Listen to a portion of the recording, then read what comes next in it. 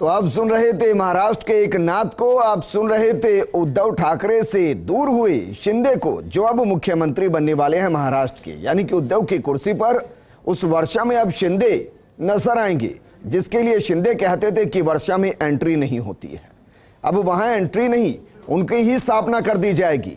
और जो अभी तक माना जा रहा था कि देवेंद्र फडणवीस मुख्यमंत्री होंगे, शिंदे उप मुख्यमंत्री होंगे, अब शिंदे मुख्यमंत्री होंगे और देवेंद्र फडणवीस मंत्रिमंडल का हिस्सा ही नहीं होंगे।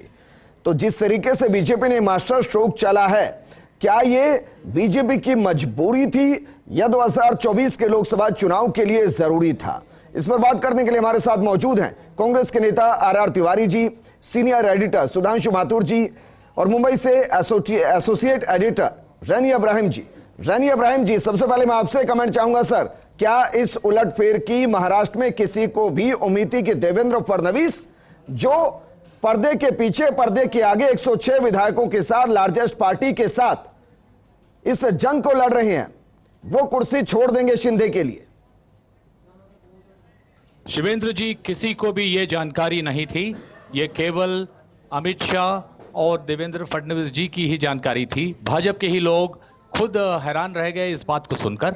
लेकिन जैसे आपने शुरुआत में कही, ये मास्टर स्ट्रोक थी और केवल 2024 के लिए ही नहीं, तो अभी तुरंत ही आने वाले बीएम बृहन मुंबई महानगर पालिका इलेक्शन जो है और 14 और महानगर पालिकाओं के इलेक्शंस जो मुंबई और महाराष्ट्र में होनी है अगले ही 2-3 महीनों के अंदर, उसके लिए यह बड़ा ही मास्टर स्ट्रोक रहेगा। क्योंकि अब देवेंद्र जी ने यह बात दिखा दी है कि जो शिवसेना पहले बाला साहेब ठाकरे जी रिमोट कंट्रोल से चलाते थे, आज वही शिवसेना का सबसे बड़ा जो गठ है उसको वो भी उसी प्रकार से चलाने की क्षमता रखते हैं। जी, इसके साथ एक और सवाल सर आपसे, क्योंकि अगर बीजेपी को शिवसेना के खेमे में ही मुख्यमंत्री की कुर्सी देनी थी तो 2019 बुरा था क्या? 2022 तक आना क्यों पड़ा?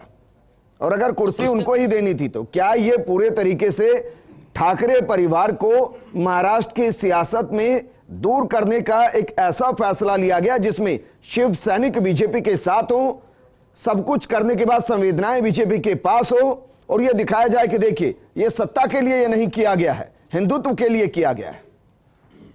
ये बात आपकी सही है, लेकिन मैं ये नहीं समझता कि ये केवल शिवसेना को पराजित करने की उनकी धोरण है उनका, बल्कि मुझे लगता है क्योंकि एक बात और चल रही थी कि अब अगला पड़ाव पॉलिटिकली महाराष्ट्र में देवेंद्र फडणवीस का क्या होगा।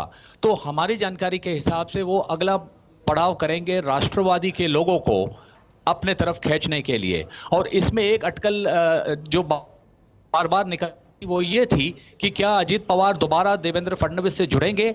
और लेकिन ये भी कहा जा रहा था कि अगर वो जुड़ना भी चाहें तो एकनाथ शिंदे जी को ये समझा जा रहा था कि उप मुख्यमंत्री पद दिया जाएगा और फडणवीस जी खुद मुख्यमंत्री बनेंगे। तो मुझे लगता है एक डबल मास्टर स्ट्रोक है कि अगर अब अजित पवार जी आना भी चाहें तो उनके लिए उप मुख्यमंत्री के पद अभी भी अवेलेबल है। और ये भी कहीं ना कहीं भाजपा की रणनीति हो सकती है कि राष्ट्रवादी को जिस तरीके से उन लोग एक्सपेक्ट कर रहे हैं कि वहां से भी काफी लोग उस खेमे से इस तरफ आएंगे भाजपा की तरफ, तो ये एक ऑप्शन उन्होंने खुला ही रख दिया है इस तरीके से।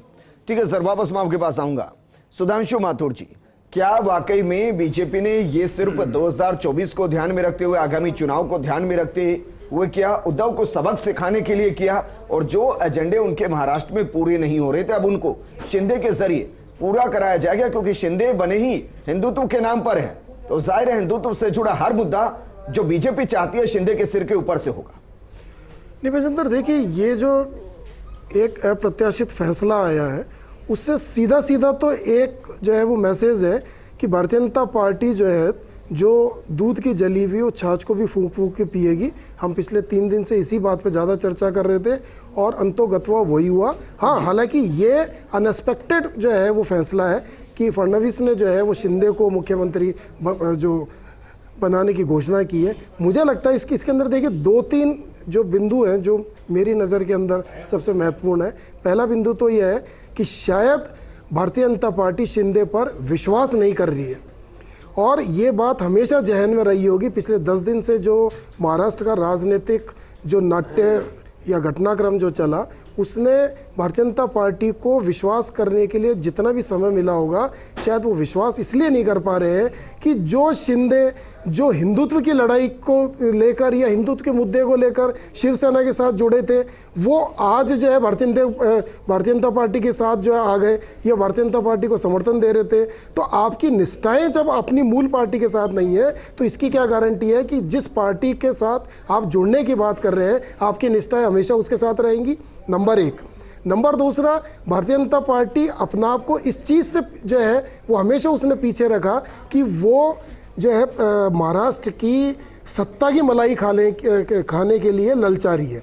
देखिए, उसने पिछले 2 दिन से जो है 48 घंटे पहले से भारतीय जनता पार्टी एक्टिव हुई है, नहीं तो पर्दे के पीछे से पूरी रणनीति पर नजर रखे हुई थी, जहां जहां सपोर्ट करना था वहां सपोर्ट कर रही थी। लेकिन उसने कभी भी ये शो नहीं किया कि वो सरकार बनाने के लिए लालायित है। उन्होंने हमेशा एक हिंदुत्व का एजेंडा उठाया और ये कहा कि हम हिंदुत्व के एजेंडे पर आगे बढ़ेंगे, और जो लोग शिवसेना को छोड़ के आए वो भी हिंदुत्व के एजेंडे को आगे बढ़ाना चाहते हैं। यानी कि हिंदुत्व के एजेंडे के आड़ के अंदर भारतीय जनता पार्टी ने अपना आपको पीछे रखा और अपने सर पर यह कलंक नहीं लगने दिया जो कि उसके ऊपर पिछले कुछ राज्यों में लगे हैं कि वो सरकारें गिराने का काम कर रही है। यहां पर सरकार गिराने का काम किसने किया? खुद शिव सैनिकों ने। तो भारतीय जनता पार्टी पर आरोप नहीं आया और भारतीय जनता पार्टी उसी आरोप से बची है। उद्धव ठाकरे जब फेसबुक लाइव कर रहे थे 3 दिन पहले, उन्होंने कहा कि कुर्सी जाए तो चली जाए, लेकिन मुझे अच्छा लगता कि अगर कोई शिवसैनिक ही अगला मुख्यमंत्री होता। क्या शिंदे को बनाकर बीजेपी ने यह भी मास्टर स्ट्रोक चल दिया कि जो ग्रास लेवल का शिव सैनिक है वो बाय डिफॉल्ट बीजेपी के साथ जुड़ गया है? देखिए, एक तीर से कई शिकार हो गए ना। आप शिवसेना को अपने पास लिया है, अब जो बचे हुए 16 विधायक हैं शिवसेना के, वो भी तो अभी वो कहेंगे ना अपनी मूल पार्टी में कि भाई शिवसैनिक को जो है सीएम बना दिया, तो हम लोग उनके साथ क्यों नहीं जा सकते? हमारा समर्थन उनके साथ क्यों नहीं हो सकता? नंबर दूसरी चीज है, अब भारतीय जनता पार्टी शिंदे के साथ मिलकर अपने एजेंडे को पूरा करेगी, जो एजेंडे को वो विपक्ष में रह के नहीं कर पा रही थी। चूंकि सामने 2024 है, 2024 मोदी सरकार के लिए सबसे अहम जो है वो साल रहेगा। अगर सरकार रिपीट करनी है तो आपको क्षेत्रीय छत्रपों को या तो मैनेज करना होगा या उनको अपने अंदर विलय कराना होगा। तो अगर आप देखें, अघोषित रूप से शिवसेना का ज्यादा भाग आज की तारीख में भारतीय जनता पार्टी में उसका विलय हो चुका है, भले ही संवैधानिक रूप से अभी वो दिखाने के लिए अलग अलग गुट। ठीक है सर, हमारे साथ बीजेपी नेता सुरेश गर्ग जी भी जुड़ गए। सुरेश गर्ग जी, ये बताइए कि महाराष्ट्र में सरकार किसकी है, शिवसेना की या बीजेपी की? देखिए, भारतीय जनता पार्टी ने एकनाथ शिंदे जी को समर्थन दिया है। भारतीय जनता पार्टी का निर्णय या हमारा जो पार्टी का निर्णय है और विधायकों का जो निर्णय है उसके अकॉर्डिंग हमने शिंदे जी को एक समर्थन दिया है और शिंदे जी को मुख्यमंत्री के लिए। सरकार किसकी है सर? मैं तो ये पूछ रहा हूँ, बीजेपी सरकार तो नेचुरली शिंदे जी की सरकार है, शिंदे जी की सरकार है, एकनाथ शिंदे जी की सरकार है। जब मुख्यमंत्री वो है तो सरकार उनकी है। गर्ग साहब, मुख्यमंत्री वो है तो सरकार उनकी है साहब। गर्ग साहब, शिंदे जी के पास कोई प्लेटफॉर्म नहीं है सर। क्यों नहीं है? आज कितना प्लेटफॉर्म है? आज उनके पास 50 एमएलए उनके साथ में है, 50 एमएलए उनके साथ में है, तो क्यों नहीं है? और आज अगर राष्ट्रवादी पार्टी को अगर भारतीय जनता पार्टी समर्थन दे रही है तो इसमें कहां गलत है? कौन सी पार्टी से बिलोंग कर रहे हैं वर्तमान में? कौन सा प्लेटफॉर्म है? वो खुद कह रहे हैं कि सर, शिंदे जी खुद। मेरा सवाल सुनिए सर, मेरा सवाल इतना सा, आप समर्थन दे रहे, आपने घोषणा कर दी, जगजाहिर हो गया, लेकिन सबसे बड़ी बात यह है कि शिंदे के पास कौन सा प्लेटफॉर्म है? वो बीजेपी का प्लेटफॉर्म माना जाए, क्योंकि शिवसेना का प्लेटफॉर्म तो है नहीं, वो छोड़ के आ गए। अब बताइए आप। शिंदे जी ये बोल रहे हैं कि मैं बाला साहब ठाकरे जी की शिवसेना का आदमी हूँ। सर, तो जब शिंदे जी ये बोल रहे हैं तो शिंदे जी ये बोल रहे हैं कि फडणवीस और भारतीय जनता पार्टी ने डिसीजन लिया है कि शिंदे जी को मुख्यमंत्री बनाया जाए, हमने समर्थन दिया, हम समर्थन दे रहे हैं, तो इसमें कहां तकलीफ है? पूछ रहा हूं सरकार किसकी है? जवाब नहीं है। सरकार तो एकनाथ शिंदे जी की है सर, जो मुख्यमंत्री है उसकी सरकार है। कौन सी पार्टी है सर? राष्ट्रवादी पार्टी है, राष्ट्रवादी पार्टी है जो राष्ट्र के प्रति समर्पित है, उस पार्टी को हमने समर्थन दिया है। क्या राष्ट्रवादी पार्टी है? चुनाव आयोग में पंजीकरण है क्या राष्ट्रवादी पार्टी का? मैं थोड़ा सा आसान कर देता हूं। अच्छा बताइए, देश के अंदर प्रधानमंत्री मोदी की सरकार है या बीजेपी की सरकार है? भारतीय जनता पार्टी की सरकार है। सरकार है ना, तो अभी बताइए, शिंदे की सरकार है, शिवसेना की है या बीजेपी की? शिंदे जी जिस पार्टी में है उस पार्टी का है। मैं तो भारतीय जनता पार्टी ने एकनाथ शिंदे जी को समर्थन दिया है, उनको मुख्यमंत्री बनाने के लिए। विधायकों की सबकी सहमति से भारतीय जनता पार्टी ने उनको समर्थन दिया कि मुख्यमंत्री। चलिए कोई बात नहीं, मैं उम्मीद भी नहीं कर रहा कि इसका जवाब आप इतनी जल्दी ढूंढ पाएंगे, लेकिन आर.आर. तिवारी जी, सर जहां आपकी सरकारें वो तो चली गई हैं, जहां गठबंधन की सरकारें हैं वो भी जा रही हैं। ब्रजेंद्र, सत्ता लोलुपता का सर्वोत्कृष्ट अगर उदाहरण है तो ये महाराष्ट्र का उदाहरण है। सुरेश गर्ग जवाब नहीं दे पा रहे हैं। पहले भी सर, मुख्यमंत्री सत्ता शिवसेना तो का था। आपने जब आज भी भारतीय अगर जनता पार्टी शिवसेना को जब मुख्यमंत्री वहां पे बना है, 2019 के अंदर ये जिताया था तो आप कहाँ बीच में आ गए थे? राष्ट्रीय आप ये चरित्र बताइए दिखा कि रहा आप है। बीच में कहां ये से आ चाल गए थे? चरित्र आपके चेहरे 44 वाली एमएलए थे, पार्टी। आप बीच अरे में कहां से आ सुरेश गए गर्ग, मेरी थे? बात आप ये सुन लो। बताइए कि जब ब्रजेंद्र, शिवसेना और ये भारतीय वही जनता पार्टी पार्टी है के दोनों ने मिलकर महबूबा चुनाव लड़ा था, मुफ्ती दोनों को बहुमत देशद्रोही मिला था। के आरोप आज से घेर जहां चुकी थी। अजी साहब, जहां जहां कांग्रेस का समर्थन होता है उस बेचारे उस पार्टी का सत्यानाश हो जाता है। जहां जहां कांग्रेस का समर्थन होता है वहां उस पार्टी का सत्यानाश हो जाता है। आप उठा के देख लीजिए पूरे हिंदुस्तान की हिस्ट्री, जहां जहां कांग्रेस ने समर्थन दिया उस पार्टी का, आपने अखिलेश का सत्यानाश करवा दिया, आपने हर जगह सत्यानाश, मतलब हर पार्टी का सत्यानाश करवा दिया आपने। भारतीय जनता पार्टी को सत्ता के अलावा कुछ नहीं चाहिए। भारतीय जनता पार्टी समर्थन दे रही है, सत्ता की क्या बात आ गई? आर तिवारी जी, सर सियासतदान को तो सत्ता ही चाहिए ना, और क्या चाहिए? क्या अरे कांग्रेस को पार्टी सत्ता में नहीं चाहिए? डिफरेंस है ब्रजेंद्र, चाल चरित्र चेहरे वाली पार्टी है, राष्ट्रवादी पार्टी है, कश्मीर आपकी में तरह नहीं है। राष्ट्रवादी पार्टी है भारतीय जनता पार्टी। महबूबा मुफ्ती राष्ट्र को प्रथम, मुख्यमंत्री राष्ट्र प्रथम उसको लेकर चलती है भारतीय जनता पार्टी। आपकी तरह तुष्टिकरण वाली पार्टी नहीं है जो राजस्थान के अंदर किस तरह से घिनौना हरकतें हो रही है। आर तिवारी जी, मैं कह रहा हूं चिंतन हुआ, मनन हुआ, मंथन हुआ, सब कुछ हुआ, उसके बाद एक सरकार चली गई है। कोई है कांग्रेस में थिंक टैंक के नाम पर जो सोच रहा है? विजयेंद्र कांग्रेस की तख्ती में ऐसी हजारों सरकार चल जाए, हम मतदाताओं के साथ में कभी कपट नहीं करेंगे, कभी छल नहीं करेंगे। एकनाथ शिंदे को बना करके एकनाथ शिंदे एकनाथ शिंदे का जीवन, राजनीतिक जीवन लंबा नहीं है। ये महबूबा मुफ्ती की जैसे उसकी भी टांग खींचेंगे और फिर फडणवीस को अपना मुख्यमंत्री बना देंगे। इन्होंने केवल एक कठपुतली सरकार बनाई है और भारतीय जनता पार्टी का जो भी एजेंडा है आईटी के माध्यम से और सीबीआई के माध्यम से जो कुछ ये करना चाहते हैं वहां करेंगे। और एकनाथ शिंदे को डरते क्यों? आप गलत काम करते हो तभी डरते हो ना। ईडी सीबीआई से कौन डरता है? जो गलत काम करता है, जो गलत काम करता है वही डरता है ना ईडी सीबीआई से। इब्राहिम जी, सर ये बात तो हर किसी के सहन में कि अगर शिंदे को मुख्यमंत्री बनाया गया तो एक मोहरे के तौर पर बनाया गया है, क्योंकि देवेंद्र फडणवीस बीजेपी के बड़े चेहरे हैं, थे और रहेंगे, महाराष्ट्र के अंदर तो कम से कम रहेंगे। तो क्या शिंदे को 2.5 साल की कुर्सी देकर शिवसेना को 20 साल पीछे करने की रणनीति बना ली गई और अपने एजेंडों को 20 साल आगे करने की? विजेंद्र जी, ये आपने ठीक ही फरमाया है और मुझे तो ये दिखाई दे रहा है कि अगले 2-2.5 साल में जो बीजेपी के मेन प्रोजेक्ट्स होंगे, इन चीज़ों में पूरी तरीके से हमें देखने में आएगा कि महाराष्ट्र में वो साथ आगे जाएंगी। मसलन के मेट्रो प्रोजेक्ट जिस पर शिवसेना और बीजेपी की बड़ी घमासान युद्ध हुई थी, वो गोरेगांव के कार शेड के जगह के मामले में शिवसेना की सरकार आते ही उन्होंने वो कार शेड का प्रोजेक्ट कैंसिल कर दिया था।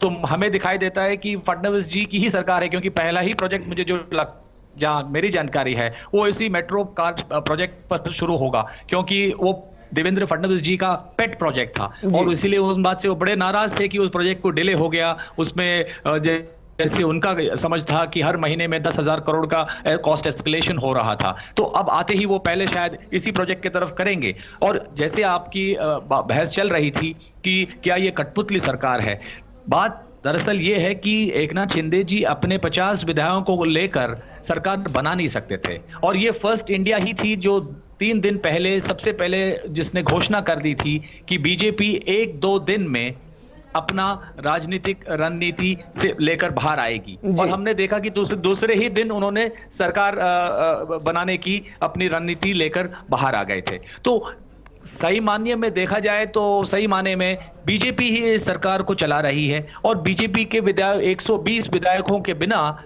ना ये एकनाथ शिंदे की सरकार चल पाएगी। जी। तो सर फर्स्ट इंडिया तो वो भी था जिसने कहा था बेशक फ्लोर टेस्ट की मांग की जाए, बेशक राज्यपाल कह दें कि फ्लोर टेस्ट कर लीजिए, फ्लोर टेस्ट होगा नहीं, उद्धव उससे पहले इस्तीफा दे देंगे।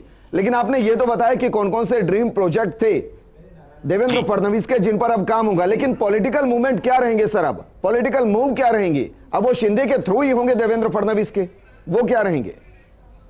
पहली पॉलिटिकल मूव तो ये नजर आती है कि एकनाथ शिंदे जी को मुख्यमंत्री बनाकर वो कहीं ना कहीं अब शिंदे जी को शिवसेना पर अपना दावा करने की पूरी तैयारी कर सकते हैं वो, ताकि बीजेपी ये कह सके देखिए हमारे इसके पहले 2014 से 2019 तक भाजपा और शिवसेना की ही युति सरकार महाराष्ट्र में थी, और जैसे आप कह रहे थे कि उनका ये विचार हो सकता है कि शिवसेना को पूरी तरीके से वो उद्ध्वस्त कर दें, तो अब 2/3 के ज्यादा मेजॉरिटी लेकर एकनाथ शिंदे जी ये भी दावा कर सकते हैं। हालांकि ये अभी कोई बात क्लैरिटी से आई नहीं है। दूसरी बात, पॉलिटिकली सबसे बड़ी उनकी अगले पड़ाव जो होगी, जैसे मैंने पहले भी कहा कि राष्ट्रवादी की तरफ वो अपना रुख करेंगे, और अब डिप्यूटी चीफ मिनिस्टर की पोस्ट के वेकेंट रहते, क्योंकि पहले ये प्रॉब्लम था अगर फडणवीस जी मुख्यमंत्री बनते और एकनाथ शिंदे जी अगर उप मुख्यमंत्री बनते तो फिर राष्ट्रवादी की तरफ से अजित पवार जी, जो कि एक बार पहले भी उप मुख्यमंत्री रह चुके हैं, उसके बाद उनका भाजपा की तरफ आने का रास्ता कहीं ना कहीं रुक जाता था। तो अब ये दूसरा, लेकिन सर इतिहास तो ये कहता है कि बीजेपी भूलती नहीं है, जो दगा करता है उसे भूलती नहीं है। ऐसे में कहीं ऐसा ना हो कि अजीत पवार की मुश्किलें अब बढ़ जाएं। शिंदे जिनकी अगुवाई कर रहे थे, उनको जब पता चला कि शिंदे अब महाराष्ट्र की अगुवाई करेंगे तो जश्न की तस्वीरें देखिए। ये तस्वीरें महाराष्ट्र की नहीं हैं, ये तस्वीरें हैं गोवा की। ये गोवा के वो विधायक जिनको अब वो सब मिल गया है जो शायद वो चाहते भी नहीं थे, जिसके बारे में उन्होंने शायद सोचा भी नहीं होगा।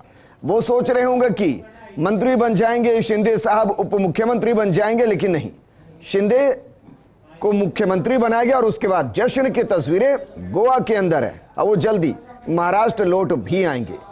लेकिन बेहद खास पैनल हमारे साथ बना हुआ है सुरेश गर्ग जी। सर, बार बार सवाल यही खड़ा होता है कि अगर बीजेपी को मुख्यमंत्री की कुर्सी चाहिए ही नहीं थी तो जिनके साथ लंबे दौर से गठबंधन होता रहा, उस दौर में उद्धव के साथ ही गठबंधन कर लिया जाता। आपसे इस सवाल का जवाब लेंगे, लेकिन तस्वीरों को देखिए।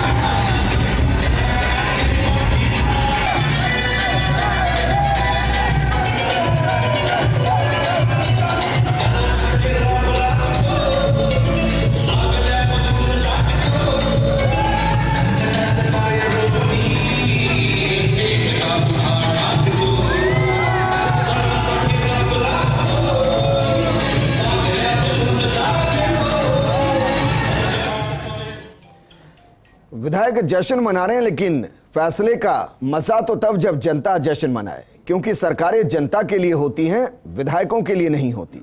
विधायक भी जनता के लिए ही होते हैं। लेकिन ठीक है, लंबे टाइम तक वो एक तरीके से बाड़े में रहे, बगावत के साथ रहे। आज उनको लगा कि मौके से ज्यादा मिल गया है, उम्मीद से ज्यादा मिल गया है। सुरेश गर्ग जी, सर, अगर इसी तरीके से सरकार बनानी थी तो फिर तो सरकार में उद्धव को ही समर्थन दे देते।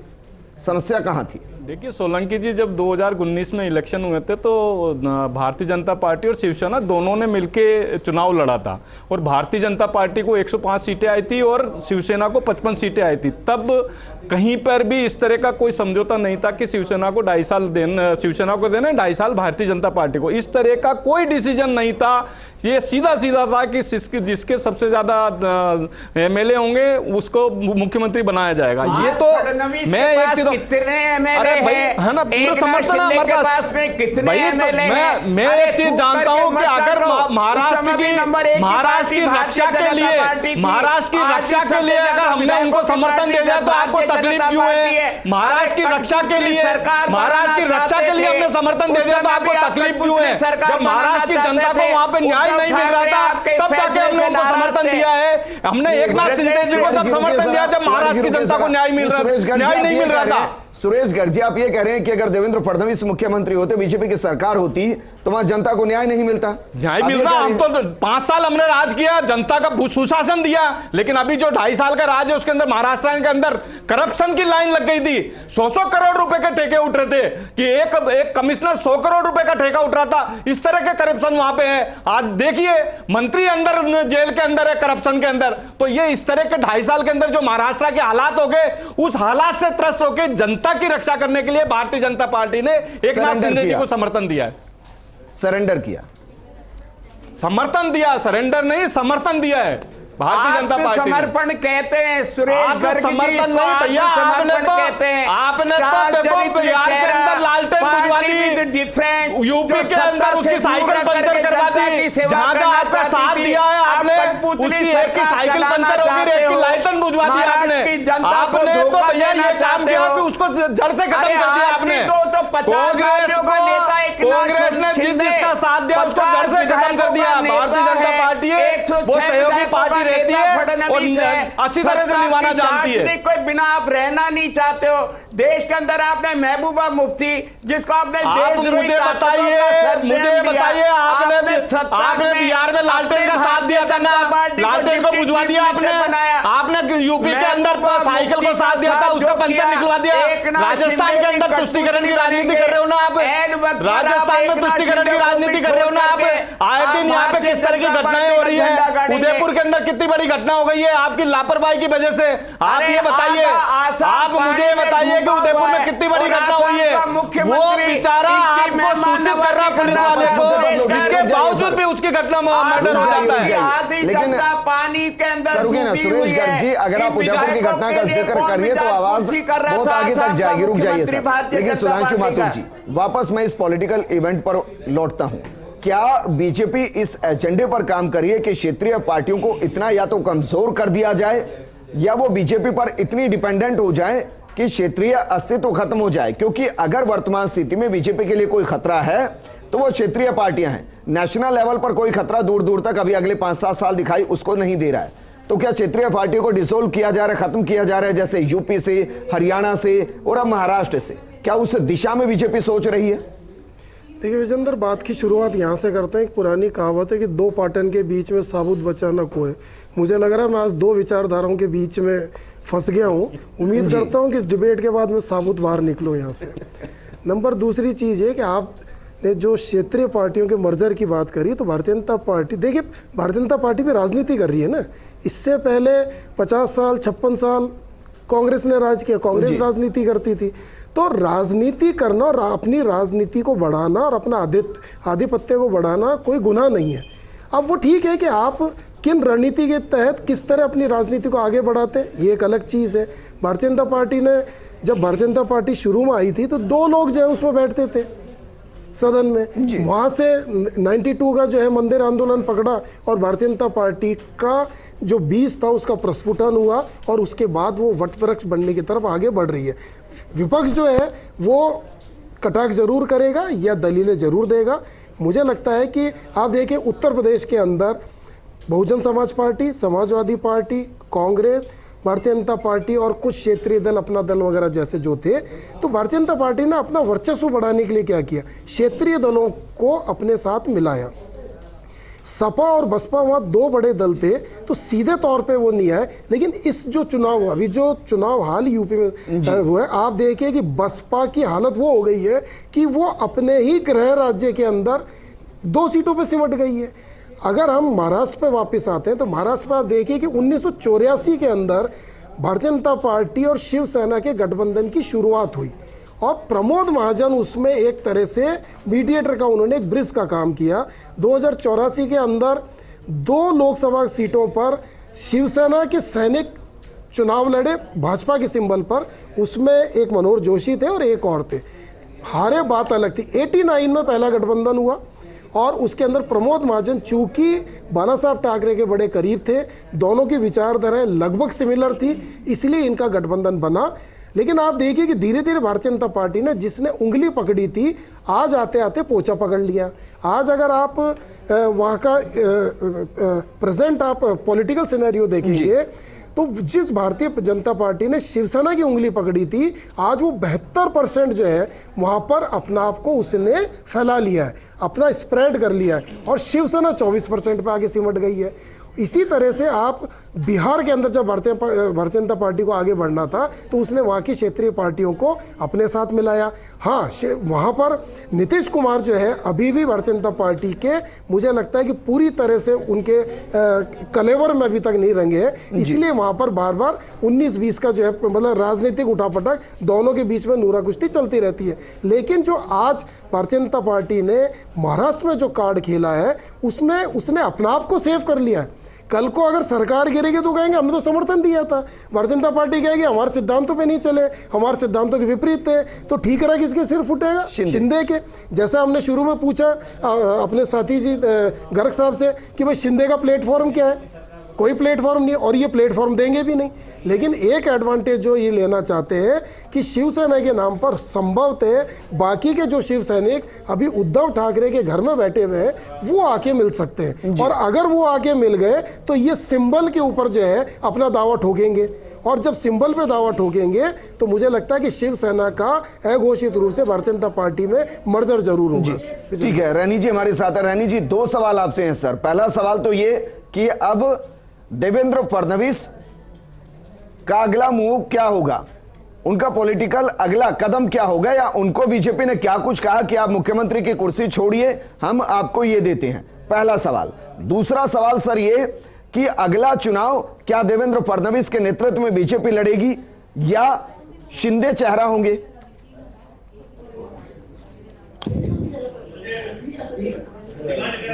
विजेंद्र जी, आपकी आवाज ठीक तरीके से मेरे पास आ नहीं रही है, पर मैंने आपके सवाल सुन लिए जी।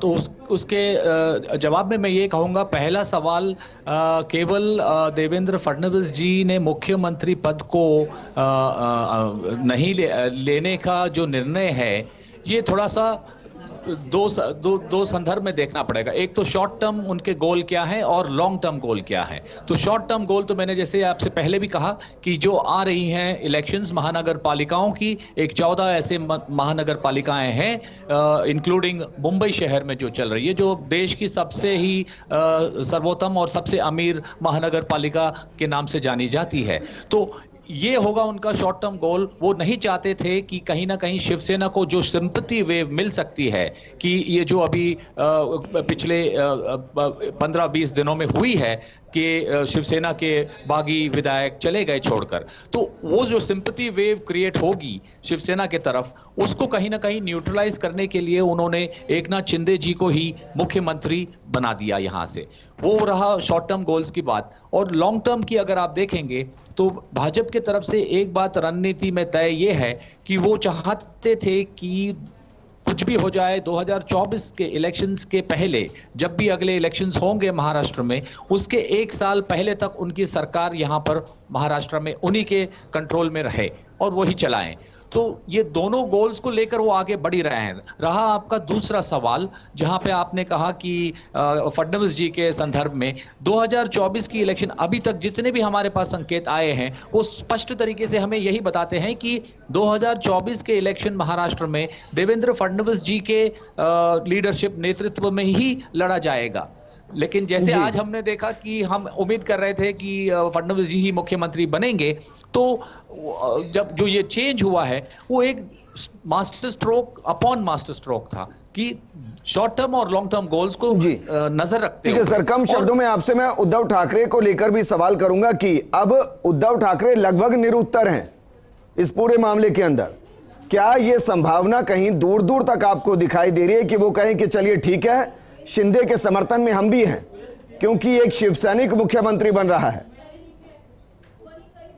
देखिए, ये कहीं ना कहीं एक प्रेशर टैक्टिक जैसे आप देख रहे हो सकता है, लेकिन जहां तक हम समझ पा रहे हैं उद्धव जी ने अपने विधान परिषद के सीट को भी छोड़ दिया है। उन्होंने ना केवल मुख्यमंत्री के पद से इस्तीफा दे दिया जी, जबकि उन्होंने यहां तक आगे जाकर अपने विधान परिषद की सीट जो उनके पास थी, जो टेन्योर उनके पास अगले 6 साल के लिए रहता, उसको भी उन्होंने त्याग दिया है। तो वहां पे हमें क्लियर संकेत ये मिलते हैं कि वो कहीं ना कहीं एक्टिव पॉलिटिकल रोल से थोड़े 2 कदम पीछे हटकर अपने बेटे आदित्य ठाकरे जी को ही आगे कर रहे हैं शिवसेना के नेतृत्व को लेकर आगे जाने के लिए। तो ये कहना कि वो ये बीजेपी के और ये बागी जो सेना के विधायकों के मूव को लेकर वो उनसे विलीन होने के लिए तैयार हो जाएंगे, ये अभी बहुत ही प्रीमेच्योर है और उनका रुख इस तरफ थोड़ा भी नजर नहीं आता है।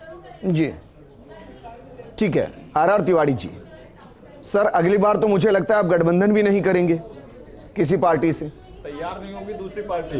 ब्रजेंद्र, सवाल कांग्रेस का गठबंधन का नहीं है, सवाल है आज देश में कि देश में मोदी बीजेपी की सरकार मानने को तैयार नहीं हूं मैं।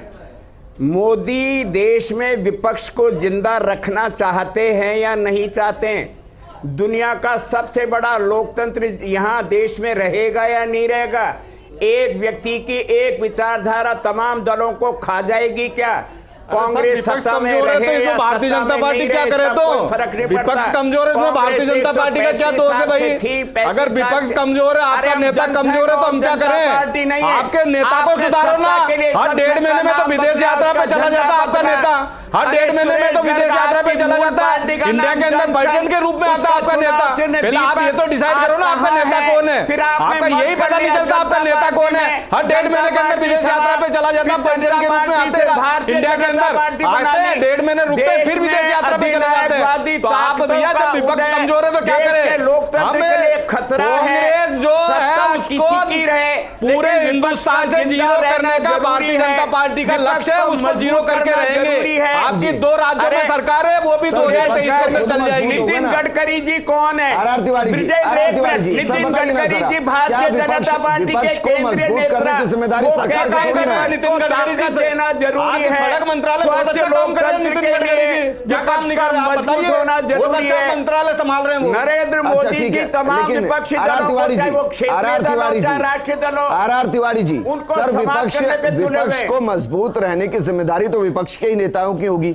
अब कांग्रेस मजबूत हो, ये जिम्मेदारी तो बीजेपी नहीं निभाएगी। कांग्रेस एकजुट रहे, ये जिम्मेदारी तो बीजेपी नहीं निभाएगी। ये तो कांग्रेस को निभानी है ना सर। कौन लेके गए आसाम में? महाराष्ट्र के विधायकों को गोवा में क्यों रोका गया? स्वागत है, आप आइए, स्वागत है, आसाम में आइए ना, हम होटल बुक कराते हैं। अजी साहब आप आसाम में आइए, आपके विधायकों को भेजिए, स्वागत है आसाम के अंदर। अजी स्वागत है, आप आइए भैया, हमने केवल वहां पे उसको व्यवस्था। आप ये बताइए, आप आइए, हम आपका भी स्वागत करेंगे। आप ये क्यों कह रहे हो?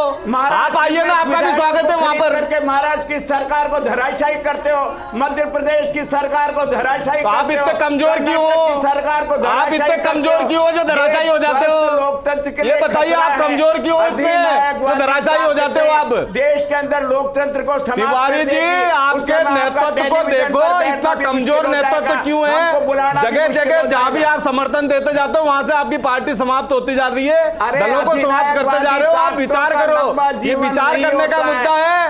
लालटेन को बुझवा दी, साइकिल पंचर करवा दी, पश्चिम बंगाल में सीपीएम के साथ गया, उसको जीरो करवा दिया, आप जीरो हो गए। अरे तो भाई कुछ तो देखो, आपने पूरे हिंदुस्तान के अंदर आपकी क्या दशा हो गई है? पूरे हिंदुस्तान में आपकी दशा क्या हो गई है? विचार करने का मुद्दा है ये कांग्रेस का विचार करने का मुद्दा है कि आपके पूरे हिंदुस्तान में क्या दशा हो गई है। 77 में सुपड़ा साफ हो सकता है, तो तानाशाही प्रवृत्ति का, चाहे वो इंदिरा गांधी रही हो, हमने माफी मांगी, इंदिरा जी ने माफी मांगी, आज आप वो अधिनायकवादी ताकतों के बल पर देश पर कब्जा करना चाहते हो। ये पब्लिक है, ये सब पब्लिक हमारे साथ है। अभी अरे बाई इलेक्शन में आपको क्या दिया, बाई इलेक्शन में क्या दिया? यूपी के अंदर हम दोनों लोकसभा सीट जीत के आए हैं। आप ये बताइए ना, आपको बाई इलेक्शन में 5 राज्यों के इलेक्शन हुए, उसमें आपको क्या दिया? अरे आप मंथन करिए, अरे आप अपनी पार्टी पर मंथन करिए, आपकी पार्टी का अस्तित्व खत्म होता जा रहा है, उसमें मंथन करिए। आपकी पार्टी का अस्तित्व खत्म होता जा रहा है, उसमें मंथन करिए। आप कम से कम ये तो कहिए कि बीजेपी 2 चीजें चाहती है, एक तो सत्ता चाहती है और सत्ता नहीं तो सत्ता में रहना चाहती है, ये तो चाहती है। देखो, भारतीय जनता पार्टी देश की सेवा करने में विश्वास रखती है। राष्ट्र प्रथम भारतीय जनता पार्टी का लक्ष्य होता है, राष्ट्र प्रथम, इसके बाद में पार्टी, फिर इंडिविजुअल। लेकिन यहाँ पे परिवार प्रथम, फिर नए कलेवर में कांग्रेस का क्या है? परिवार प्रथम, इसके बाद में राष्ट्र आता है। लेकिन भारतीय जनता पार्टी के लिए राष्ट्र प्रथम है, फिर इसके बाद में पार्टी आती है। तो ये भैया, ये कांग्रेस की जो संस्कृति है आप लोगों की, उसको देखो। आज जो अस्तित्व खत्म होता जा रहा है ना, उस पर विचार करने का समय है अभी। निगाहों में भारतीय जनता पार्टी राष्ट्र प्रथम नहीं, राष्ट्र प्रथम है भारतीय जनता पार्टी के लिए। कुछ भी देखिए, आप ये बताइए, महाराष्ट्र के अंदर हम चाहते तो क्या मुख्यमंत्री नहीं बन सकते थे? फिर भी अपने आप एकनाथ शिंदे जी को मुख्यमंत्री पर समर्थन दिया है। अरे भैया, राष्ट्र प्रथम, हम राष्ट्रवादी पार्टी, हम राष्ट्र को पहले प्रथम रखते हैं। लेकिन 50 विधायकों का नेता मुख्यमंत्री है, 106 विधायकों का नेता कहीं नहीं है। सबसे बड़ी पार्टी है, सबसे बड़ी पार्टी है महाराष्ट्र के अंदर। आपके पास में क्या था? आप ये बताइए, आपके पास में महाराष्ट्र में क्या था? सुधांशु माथुर जी, सर फाइनल कमेंट मैं आपसे चाहूंगा, क्या वाकई में बीजेपी का ये कदम उन राज्यों के अंदर भी उन पार्टियों के विधायकों में असंतोष भरने का काम कर सकता है, जहां भी थोड़ी बहुत नाराजगी और जो विकल्प तलाश रहे हो? देखिए विजेंद्र, अगर किसी देश के किसी एक बड़े राज्य के अंदर कोई बड़ी राजनीतिक घटना होती है तो उसका प्रभाव पूरे देश में जाता है और अन्य राज्यों में भी जाता है। अब ये देखना होगा कि उन जो राज्यों के अंदर जो पार्टी के नीति निर्धारक हैं वो किस तरह से अपने साथियों के अंदर उस फैसले को जो है वो स्प्रेड करते हैं या उसको स्वीकार करते हैं। लेकिन मुझे लगता है कि महाराष्ट्र का जो घटनाक्रम है, आने वाले देश की राजनीति यानी कि लगभग 2024 तक इसका इम्पैक्ट जरूर आएगा और सबसे ज़्यादा नुकसान उन पार्टियों को होगा जो भारतीय जनता पार्टी के अम्ब्रेला के नीचे हैं। आप देखिए कि शिवसेना आज जो महाराष्ट्र के अंदर जिसका सबसे ज़्यादा अस्तित्व होता था और ये कहा जाता था कि महाराष्ट्र की पार्टी है तो शिवसेना है। कांग्रेस चूँकि देश में आज़ादी से पहले की पार्टी थी इसलिए उसका जो नेटवर्क है पूरे देश में गांव गली मोहल्ले तक था, लेकिन शिवसेना का नेटवर्क पूरे महाराष्ट्र में था। और आज वो शिवसेना छटपटा रही है अपने अस्तित्व को लेकर, और उसका अस्तित्व किसके हाथ में है, उसकी डोर किसके हाथ में, वो है भारतीय जनता पार्टी के हाथ में। तो ये देखिए, राजनीति तो जो है मौका परस्त होती है और जिसको मौका मिलेगा वो उस पर दाव जरूर खेलेगा। आज भारतीय जनता पार्टी ये भी मैसेज बीजेपी ने दिया है कि ये ना सोचे कि दूसरे पार्टी के अगर बड़े नेता हमारे साथ आएंगे तो उनके अस्तित्व को हमारे अंदर खतरा होगा, वो कहीं खो जाएंगे, चाहे वो ज्योतिरादित्य सिंधिया के जरिए हो, वो बिस्वा के जरिए हो, या फिर जितिन प्रसाद के जरिए हो, या अब शिंदे के जरिए हो। क्या ये बाकी उन नेताओं को भी ऑफर किया गया कि आप ये घबराइए नहीं कि हमारी पार्टी में आकर आप खो जाएंगे, आपको पूरा मौका मिलेगा? नहीं, देखिए मौका विजेंद्र, एक सबसे बड़ी बात क्या होती है कि जब आपकी मूल विचारधारा से आप दूसरी विचारधारा के अंदर जाते हैं तो आप अपने आप को एडजस्ट नहीं कर पाते हैं। कहने को या दिखाने को या अपने अस्तित्व को बचाने के लिए आप भले कुछ भी जो है वो शो करते हो, लेकिन मुझे लगता है कि आदमी अंदर ही अंदर छटपटाता रहता है। और शायद यही कारण होता है कि जो बगावतें होती हैं या एक पार्टी से छोड़ के दूसरी पार्टी में आदमी जाता है, उसका कारण यही होता है कि उसकी मूल विचारधारा से वो भटकता है। अब देखना ये होगा कि भारतीय जनता पार्टी ने जो दाव खेला है वो कितने लंबे टाइम तक चलता है, शिंदे उनके कब तक जो है वो साथी बने रहते हैं, या शिंदे भी जो है कहीं उनमें छटपटाहट आएगी। हाँ, इतना तय है कि जो मंत्रिमंडल होगा उसकी कमान भारतीय जनता पार्टी के पास होगी और भारतीय जनता पार्टी शिंदे के माध्यम से महाराष्ट्र में या 2024 का जो लोकसभा चुनाव है उसके एजेंडे पे जरूर काम करें। रनी इब्राहिम जी, फाइनल कमेंट मैं आपसे चाहूंगा, शिंदे का अगला कदम क्या होगा? क्या शिवसेना को ही हाईजैक कर लेना कदम होगा? क्योंकि प्लेटफॉर्म तो चाहिएगा सर, अगर सरकार बनानी है तो या तो अपनी अलग पार्टी बनानी है, या किसी पार्टी में समाहित होना है, या फिर जो कह रहे हैं कि शिवसेना ही हमारी है उस पर दावा ठोक कर शिवसेना को लेना है। कदम क्या होगा सर? कहीं ना कहीं ये दावा ठोकने का और शिवसेना पर कब्जा जमाने की जो बात चल रही है, मुझे लगता है आज के निर्णय से जब एकनाथ शिंदे जी को ही मुख्यमंत्री बनाया गया है तो बीजेपी का रुख बड़ा साफ है कि वो कोई भी एग्रेसिव पोस्चरिंग नहीं करना चाह रही है, और खास करके क्योंकि इतने सारे इलेक्शन अभी तुरंत ही आने वाले हैं। मैं एक बात यहाँ पर कहना चाहूंगा, सुधांशु जी ने तरह वाकिफ नहीं हूं कि बीजेपी ने रणनीति हमेशा से रखी हुई है। जब उन्होंने कांग्रेस के बड़े नेता राधाकृष्ण विखे पाटिल को मंत्री बनाया अपने बीजेपी में उनके ज्वाइन करते ही, उनको बहुत बड़ा खाता दे दिया गया। इसी तरीके से मनसे से आए हुए प्रवीण दरेकर जी जो जब वो बीजेपी में आए उनको लीडर ऑफ ऑपोजिशन इन विधान परिषद बनाया गया। तो यानी उन्होंने जितने लीडरों को अपने पक्ष में लिया है उन लोगों को लेकर उनके लिए अच्छी पोस्ट, यहां तक कि बीजेपी के कैडर में भी काफी परेशानी इस बात से हुई थी कि इतने बाहर से लोग आ रहे हैं, उनको सबको प्रोमिनेंट रोल्स दिया जा रहा है और हमारे कैडर को उतने ही तरीके से नहीं देखा जा रहा। तो शिंदे जी के लिए अभी अगला जो पड़ाव होगा वो ये होगा कि वो अपने जो साथ में हैं लोग उनको पूरी तरीके से वो प्रोटेक्टेड फील कर ही रहे हैं। उसका जिम्मा पूरा बीजेपी ने ले चुके हैं, और अगले एक साल में ही आप देखेंगे कि बीजेपी के जो रणनीति है वो महाराष्ट्र में इतना खर्च करेगी, इतने प्रोजेक्ट्स पर खर्च करेगी ताकि वो अपने 2024 को तो सुरक्षित करेंगे ही, लेकिन इस दौर में भी जितने इलेक्शन आएंगे उसमें भी वो अपना प्रभाव और बढ़ाते जाएगी।